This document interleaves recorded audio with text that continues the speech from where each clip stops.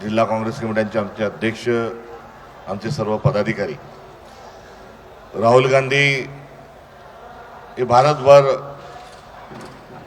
फिरत आहेत आणि आज छात्रवृत्ती गुणच्या अनुषंगानेच नव्हे तर आपण बघितलं असेल की प्रत्येक समाजातील घटकाशी सातत्याने त्यांचा संवाद आहे। कुली रेल्वे स्टेशनवर कुलींशी संवाद आहे, भाजी उत्पादकांशी आहे, धान उत्पादकांशी आहे, मार्केट यार्डमध्ये त्या ठिकाणचे व्यापारी मेहनतकश जो समाज आहे त्यांच्याशी आहे, ट्रक चालकांशी आहे, सुतारकाम करणाऱ्यांशी आहे, लोहारकाम करणाऱ्यांशी आहे आणि हा सर्व लोक मिळून भारत तयार होतो ही जी आमच्या काँग्रेसचीच नव्हे तर भारताची जी ओळख आहे ती सातत्याने टिकून ठेवण्याचं काम राहुलजी करतात।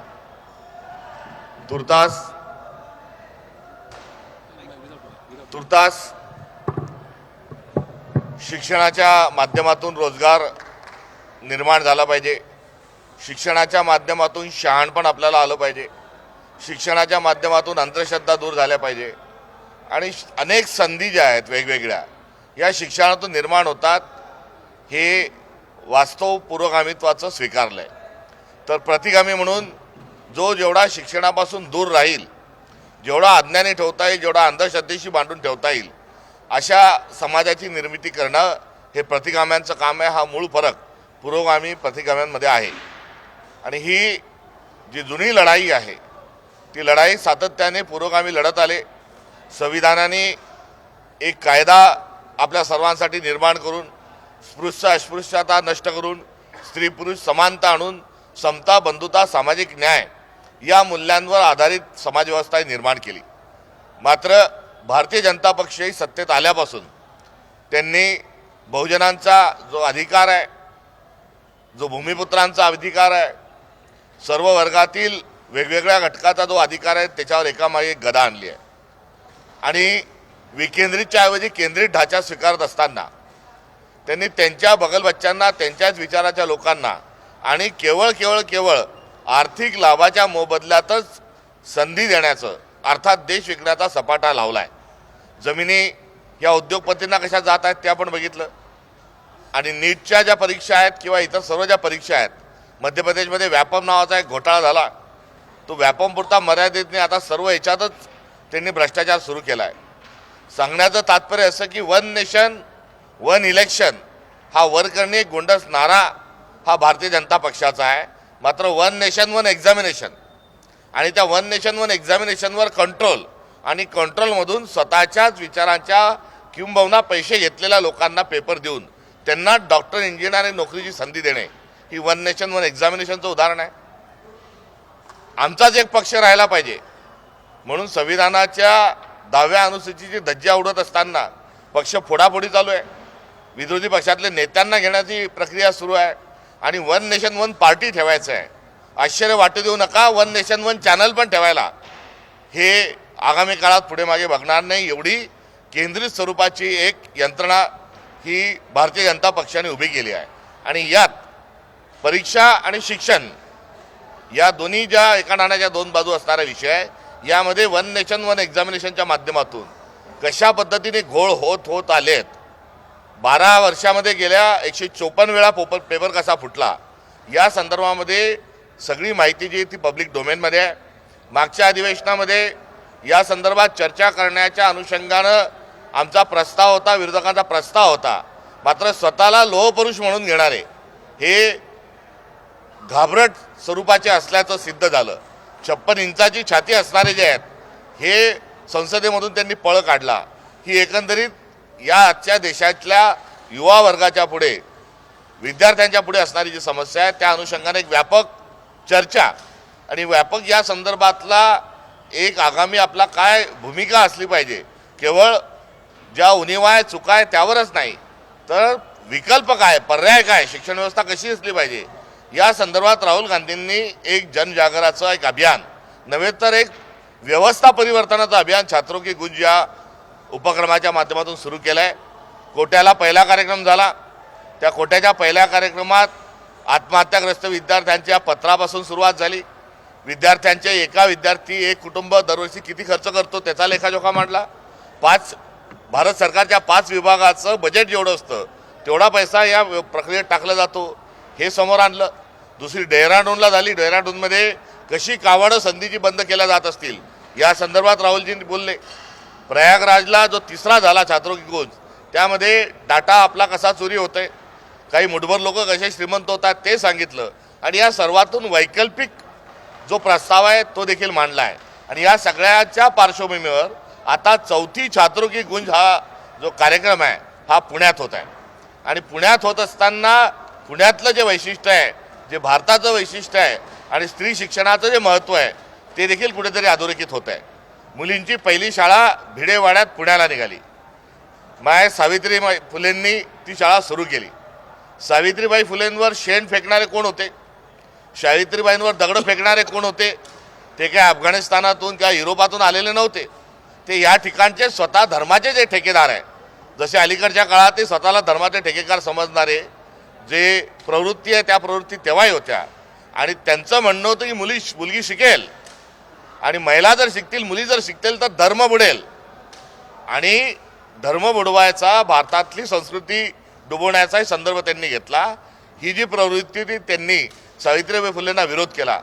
दुर्दैवाने आज ती प्रवृत्ती राज्यात सत्तेत आहे, आज ती प्रवृत्ती केंद्रात सत्तेत आहे. आणि या दोन्ही ठिकाणाहून पुन्हा महिलांना एकदा या प्रक्रियेच्या बाहेर ढकलण्याचा प्रयत्न सुरू आहे.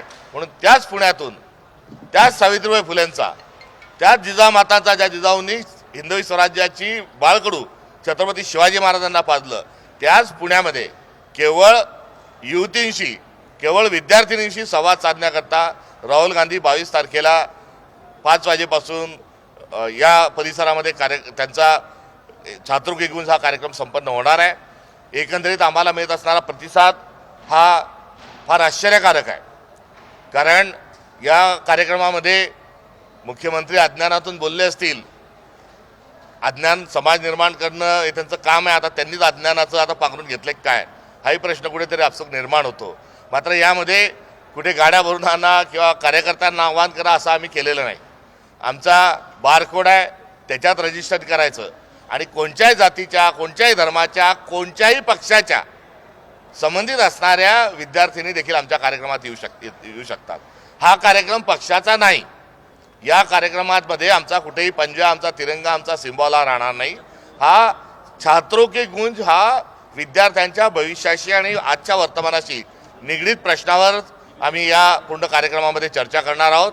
त्यामुळे पुण्याला हा कार्यक्रम का, याची एक पार्श्वभूमी आहे. आणि उत्तरेकडचे कार्यक्रम झाल्यानंतर दक्षिणेकडे जात असताना, आता महाराष्ट्रामध्ये हा कार्यक्रम होत असताना दक्षिणायनही कुठेतरी या अनुषंगाने सुरू झालं आहे असंही आपल्याला म्हणता म्हणता हा उभ्या भारताचा उपक्रम आणि कार्यक्रम व्हायला बसला आहे.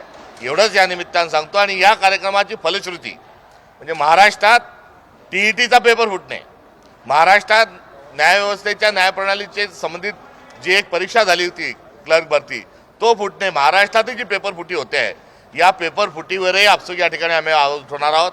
झारखंडची जी मागण्या विद्यार्थ्यांच्या होत्या, त्या विद्यार्थ्यांच्या मागण्याशी राहुल गांधी उभे राहिले आणि त्या ठिकाणच्या सर्व परीक्षा रद्द करण्याचा जो निर्णय घेतला तोही राहुल गांधींच्या छात्रों की गूंज या अभियानाचाच एक परिपाक आहे असं म्हणणं उचित ठरेल. त्यामुळे हा कार्यक्रम ऐतिहासिक होणार आहे आणि या कार्यक्रमाच्या अनुषंगानं भविष्यात अनेक जे आवश्यक जे बदल आहे ते आम्ही घडून घेतल्याशिवाय राहणार नाही. एवढंच या निमित्ताने या ठिकाणी सांगतो. आणि जाता जाता मुख्यमंत्री महोदय हे काहीतरी आमच्या कार्यक्रमाच्या अनुषंगाने बडबडले म्हणू का गडबडले म्हणू, तर गडबडले हेच योग्य आहे. आणि सांगता सांगता त्यांनी सांगितलं की त्यांच्याच विचाराचे लोक बोलणार आहेत.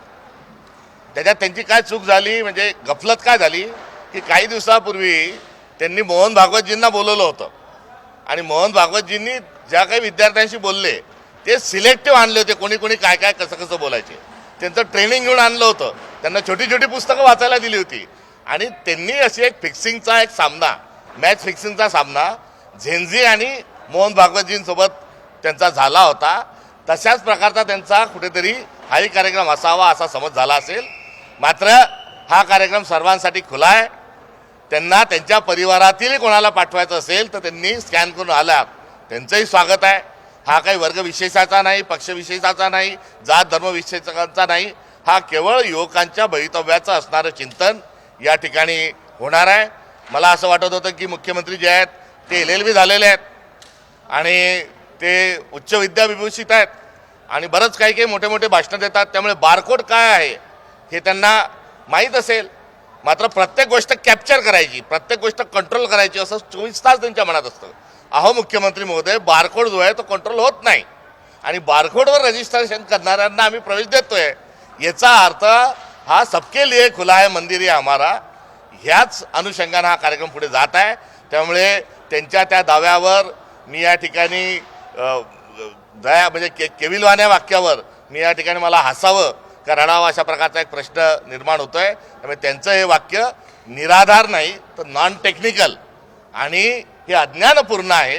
त्यांनी आमच्यावर टीका करायला हरकत नाही, मात्र जरा ज्ञानपूर्वक माहितीपूर्वक त्यांनी टीका करावी एवढंच या निमित्तानं म्हणतो. आणि मुख्यमंत्र्यांचा पायाखालची वाळू सरकलेली आहे. त्यांनी म्हणाले की काँग्रेस जमीन तलाशते हुए प्रोग्राम करे, आमची जमीन आहेत आमच्याजवळ, मात्र तुमच्याच पायाखालची वाळू सरकायला लागली आहे. म्हणून त्यांनी हे एका भयगंडातून केलेलं हे वाक्य आहे. एवढंच या निमित्तानं मी त्यांना देखील या ठिकाणी सांगू इच्छितो. आणि ते सांगत असताना जळी काष्टी पाषाणी त्यांना फक्त राहुल गांधीच दिसतात आहे, त्यामुळे अधिक यावर अधिक टिप्पणी करण्याची आवश्यकता नाही.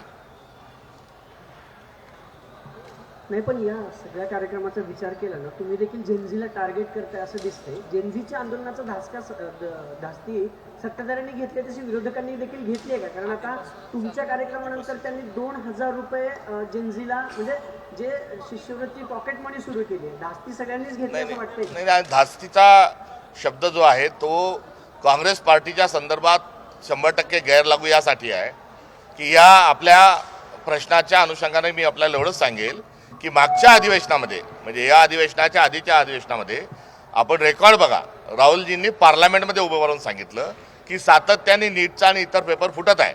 आपण संपूर्ण एक दिवस पक्षीय अभिनिवेश बाजूला ठेवून व्यवस्थेवर आपण बोलू, एक दिवस यावर चर्चा करू. ते अधिवेशनात तयार झालेले नव्हते म्हणजे याच्या अधिवेशनाच्या. आणि झेनझींचा जो शब्द आहे हा आणि त्यांचं आंदोलन हे जंतर मंतरच्या आंदोलनानंतर हा शब्द कुठेतरी कॉइन झाला आहे. मात्र राहुल गांधींनी कोट्याला केलेली जी सभा आहे ती त्याच्या आधी होती. सतेज पाटील साहेब जे कोट करतात आहे की 2020ला त्यांनी केलेली सभा जी होती ती देखील आपल्या ज्या अनुषंगाने जी आहे ती त्या उदाहरण आहे. आणि एवढंच नाही तर भारत जोडो यात्रेपासून आपण सातत्याने बघता आम्ही सर्वच वर्गांशी संवाद साधतो आणि युवकांशी मोठ्या प्रमाणावर संवाद साधतो. त्यामुळे काँग्रेसने सातत्याने ही भूमिका घेतलेली आहे आणि या भूमिकेचाच पाठपुरा आम्ही आगामी पुढच्या काळातही करू. आता काही 2000 रुपये पॉकेट मनी किंवा इतर काही ज्या गोष्टी आहेत त्या कराव्या का नाही कराव्यात ते थम्पिंग मेजॉरिटी जवळ आहेत, ते शासनाने ठरवावं. अहो पण तुम्हाला पेपर नीट घेता येत नाही, नीटचा पेपर नीट घेता येत नाही. जे शिक्षक बनणार आहे TET ते शिक्षकाचे पेपर तुम्ही फोडता, याबद्दल त्यांनी पश्चाताप व्यक्त केला पाहिजे. जो शिक्षणाच्या भो नावाचा जो शब्द एक मागे आला होता चित्रपट, तशा स्वरूपामध्ये कुठेतरी एक सिरीज मुख्यमंत्री जे चालवतात आहे, मी जाणीवपूर्वक मधला शब्द वापरला नाही, ते त्यांनी त्याच्यात बघावं आणि रोजगार निर्मितीचं जे काम आहे ते त्यांनी करावं. आपल्या महाराष्ट्राला ते आता डाटा सेंटर्स या ठिकाणी करतात आहे. म्हणजे जगातला सगळा डाटा हा आपल्या ठाण्यात होईल, आपल्या पुण्यात होईल, आपल्या नाशिकमध्ये होईल. त्या ठिकाणी 6 डिग्रीनी पर्यावरण जे आहे त्याचं तापमान वाढेल, मोठ्या प्रमाणात पाणी लागेल, वीज टाकेल. त्यामुळे रोजगार ज्यातून निर्माण होणार असे का ना, तुम्ही डम्पिंग ग्राउंड कचराकुंडी महाराष्ट्राचे करायला निघाले मुख्यमंत्री महोदय. ते तुमच्या या 2000च्या पॉकेट मनीने होणार नाही. तरुणाला रोजगार पाहिजे, महिलांना सुरक्षा पाहिजे, शेतकऱ्यांच्या शेतमालाला हमीभाव पाहिजे आणि तुम्ही हे जे काही देत असाल तो तुमचा विषय आहे. मात्र दरवर्षी 2 कोटी रोजगार हे केंद्र सरकार देणार होतं. 12 वर्ष झाली, 12 गुणिले 2 24 कोटी रोजगार आपण आतापर्यंत उपलब्ध झाले व्हायला हवे. ते रोजगार निर्माण होण्याच्याऐवजी रोजगार कमी होत चालले आहेत. त्यामुळे त्यांच्या एकंदरीत या वागण्याच्या अनुषंगाने मी त्यांना एवढंच सांगेल, क्या हुआ तेरा वादा वो कसम वो इरादा.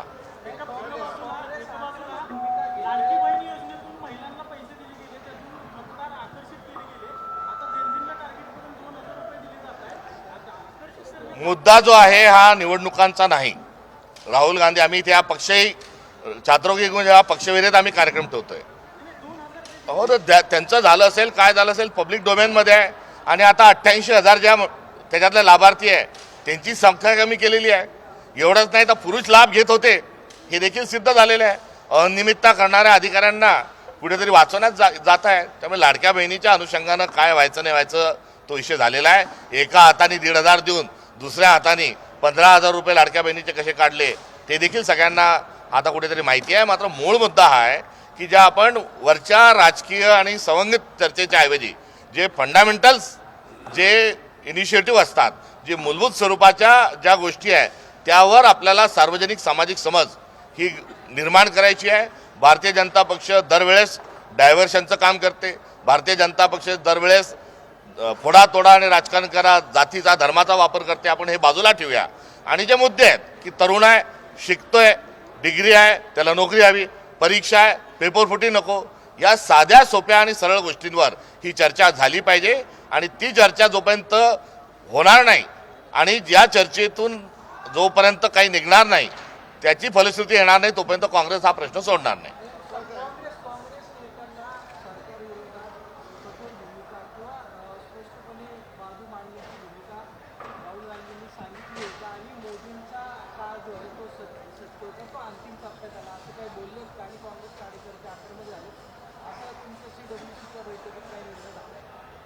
नाही, या संदर्भात मी एवढंच सांगेल की आमचे सर्व नेते आक्रमकतेने आधीच बोलतात आहे. कुठेही आमच्यामध्ये विसंवादाचा प्रश्नच नाही, एक वाक्यता आहे. आणि या पातळीवर आम्ही पुढच्या काळात कार्यरत राहू, आक्रमक स्वरूपात राहू. आणि आता देशामध्ये भाजपचं काय चाललं आहे, कोणाचं काय चाललं आहे आपण सगळेजण जाणतो. या देशात क्रांती झालेली आहे, होऊ घातलेली आहे. ती अहिंसक पद्धतीने सत्य आणि अहिंसेच्या माध्यमातून, संविधानाच्या माध्यमातून व्हावी एवढीच आमची काँग्रेस पक्षाची अपेक्षा आहे. हे वेगळ्याने सांगण्याची आवश्यकता नाही.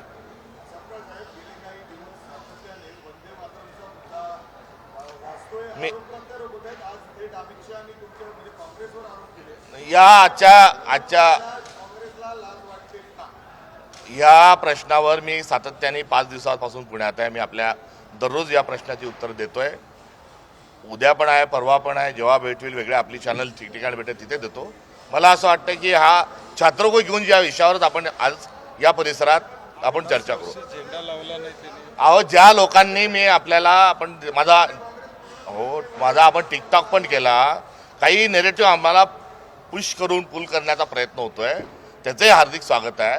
ज्या लोकांनी राष्ट्रीय स्वयंसेवक संघाच्या कार्यालयावर 2002 पर्यंत 50 वर्ष झेंडा फडकवला नाही आणि 2002ला ज्यांनी झेंडा फडकवला त्यांच्यावर गुन्हे दाखल केले, त्यांच्या आरोपाला तिरंगा झेंडा हा खांद्यावर घेऊन लढलेल्या पक्षाला, तिरंगा झेंडा खांद्यावर असताना गोळ्या खाल्लेला आणि फासावर गेलेल्या पक्षाला मला असं वाटतं त्याचं उत्तर देण्याची आवश्यकता नाही. आम्ही 90 वर्षापासून वंदे मातरम म्हणतोय. आमच्या 1937च्या काँग्रेसच्या अधिवेशनापासून काँग्रेस वंदे मातरम म्हणत आली आहे. स्वातंत्र्यानंतर संविधान सभेमध्ये वंदे मातरम म्हटलंय. दर विधानसभेत, लोकसभेच्या अधिवेशन सुरू असताना आम्ही वंदे मातरम म्हणतो. आमच्या पक्षाच्या प्रत्येक अधिवेशनामध्ये वंदे मातरम म्हटलं जात आहे. आणि अशी ज्यांनी वंदे मातरम म्हटलं नाही त्यांनी शाखेमध्ये वंदे मातरम म्हणणं सुरू करावं. ते काय नमस्ते सदा वत्सल्य वगैरे काय जे काय आहे, पूर्ण मला काही येत नाही ते पूर्ण, वंदे मातरम मला येतं, ते त्यांनी बंद करावं आणि वंदे मातरम त्या ठिकाणी जरूर लावावं.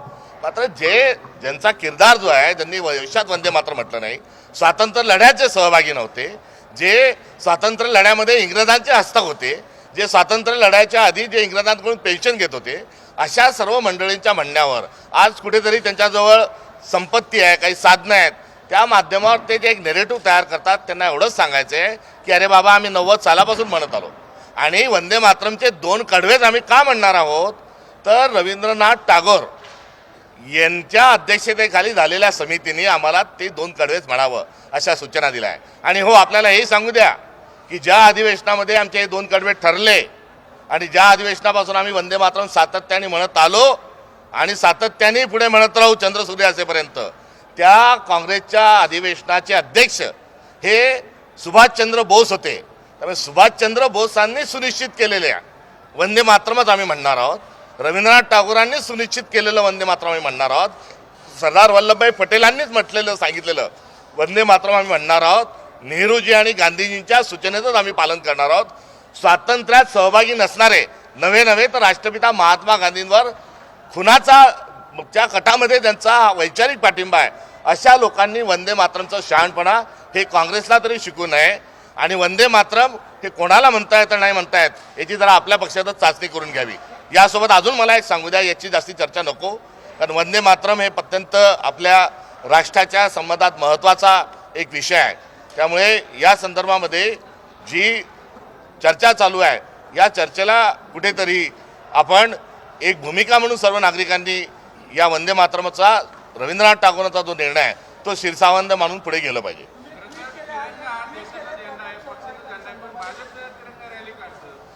भारतीय जनता पक्ष तिरंगा रॅली का काढते? कारण छात्रों की गुंजचा धसका हा भारतीय जनता पक्षाने घेतला आहे. जे स्वतःच्या पितृसंस्थेच्या कार्यालयात तिरंगा लावत नव्हते, ज्यांनी कधी वंदे मातरम म्हटलं नाही स्वातंत्र्य संग्रामात, ज्यांनी कधी तिरंगा खांद्यावर घेतला नाही, आता त्यांना तिरंगा यात्रा काढाव्या लागतात. हे काँग्रेसचं यश आहे असं म्हणायचं का भाजपचा पराभव आहे असं म्हणायचं का अब आया उठ पहाड के नीचे असं म्हणायचं, अशी संमिश्र भावना या निमित्ताने मी व्यक्त करतो.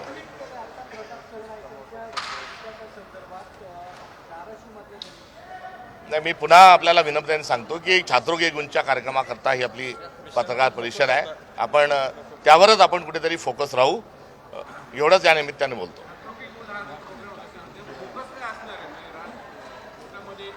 धीर धरा 22 तारखेला छात्रों के गुंजच्या राहुलजी या ठिकाणी प्रत्यक्ष सादरीकरण करतील आणि त्या निमित्तानं एक फंडामेंटल, एक मूलभूत आणि एक अत्यंत महत्त्वाच्या अशा विषयाचा साक्षात्कार देशवासियांना झाल्याशिवाय राहणार नाही. आणि त्यातून आपण राष्ट्र म्हणून, नागरिक म्हणून त्या मुद्द्याचा आगामी काळात पाठपुरावा करू, एवढं सशक्त सादरीकरण त्या दिवशी होणार आहे.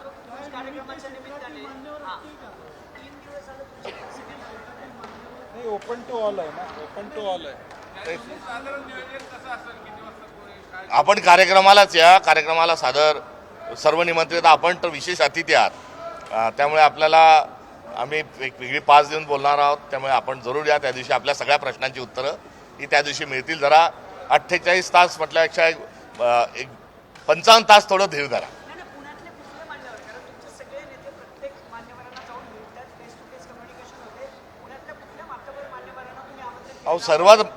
या कार्यक्रम हा राष्ट्राचा कार्यक्रम आहे, पक्षविरहित कार्यक्रम आहे, सर्वांचा कार्यक्रम आहे. त्यामुळे यामध्ये सर्वांना निमंत्रण देणं आणि सर्वांनी सहभागी होणं काम आहे.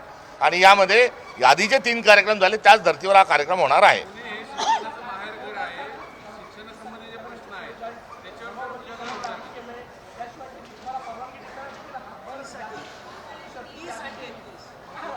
आम्ही आंदोलनात म्हणत असतो की हे सरकार हमसे डरती है, पुलिस को आगे करती है. त्याचा प्रत्यय या 2 प्रेमपत्राच्या माध्यमातून आम्हाला आला. आणि शंका आली की सदरक्षणार्थ आणि खलनिग्रहणार्थ हे ब्रीदवाक्य आता महाराष्ट्र पोलिसांनी बदललंय का, अशी शंका देखील येऊन गेली. थँक्यू.